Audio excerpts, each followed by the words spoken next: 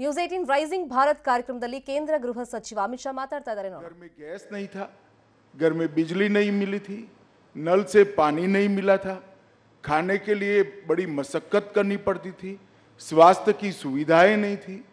ये 10 साल के अंदर ही, सिर्फ 10 साल के अंदर हर एक को बैंक अकाउंट, हर एक घर में नल से जल, हर एक घर में शौचालय, हर एक घर में गैस और 60 करोड़ लोगों को 5 लाख तक की स्वास्थ्य की सारी सुविधाएं पूरी की है और हर गरीब को प्रति व्यक्ति प्रति माह 5 किलो अनाज आज फ्री ऑफ कॉस्ट मिल रहा है। एक प्रकार से ये 60 करोड़ लोगों को भारत के अर्थतंत्र के साथ जोड़ने का काम नरेंद्र मोदी जी ने किया।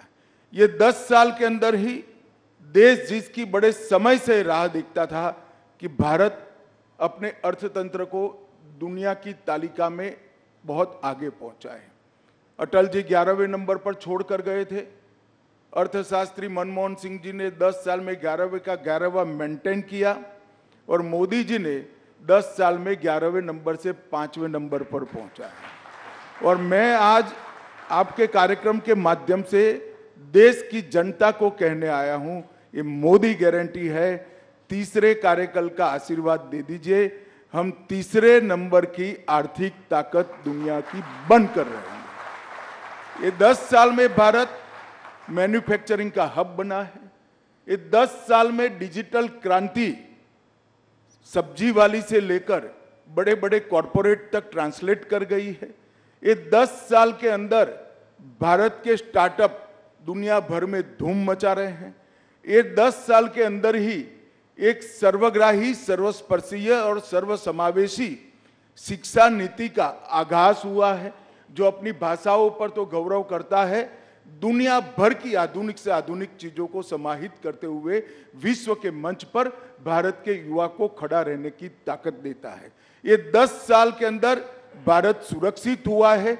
आए दिन बम धमाके कर जाने वाले पड़ोसियों को मैसेज दिया है, सर्जिकल स्ट्राइक और एयर स्ट्राइक कर कर घर में घुसकर आतंकवाद का सफाया करने का दम भारत में है। ये 10 साल के अंदर सालों पुराने मसले जैसे धारा 370 हटाना, 35 से हटाना, राम मंदिर का निर्माण करना, बाबा विश्वनाथ का कॉरिडोर बनाना, ट्रिपल तलाक समाप्त करना, सीएए लाना, ढेर सारे यूसीसी लाना, ढेर सारे मसले जिसको छूने की कोई हिम्मत नहीं करता था, मोदी जी ने हिम्मत के साथ उसको निरस्त किया है और सुचारू रूप से शांतिपूर्ण तरीके से जमीन पर उतारने का काम किया है। 10 साल भारत की आंतरिक सुरक्षा के लिए भी स्वर्णिम अक्षर से लिखे जाएंगे। हम 3 हॉटस्पॉट से ग्रसित थे, कश्मीर, नॉर्थ ईस्ट और वामपंथी उग्रवाद। मोदी जी के समय में ये 10 साल में कश्मीर, वामपंथी उग्रवाद के क्षेत्र और नॉर्थ ईस्ट, ये तीनों जगह पे लगभग 75% हिंसा कम हुई है और वहाँ विकास का शुरुआत हुआ है।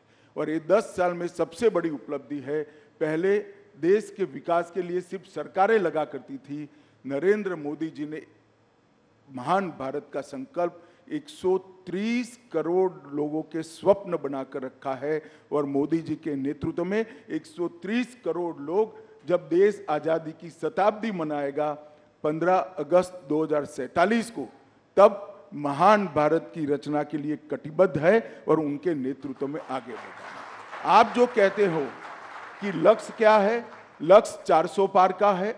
कमल के निशान पर हम 370 से ज्यादा सीटें जीतेंगे और ये लक्ष्य सिद्ध इसलिए होगा कि भारत की जनता की आशा, आकांक्षा और सपनों को पहली बार कोई प्रधानमंत्री फ्रंट पर से लीड कर कर, गरीब के साथ खड़ा रहकर, युवा के कंधे पर हाथ रखकर, गरीब बहन का भाई बनकर आज इनके स्वप्नों को पूरा कर रहा है।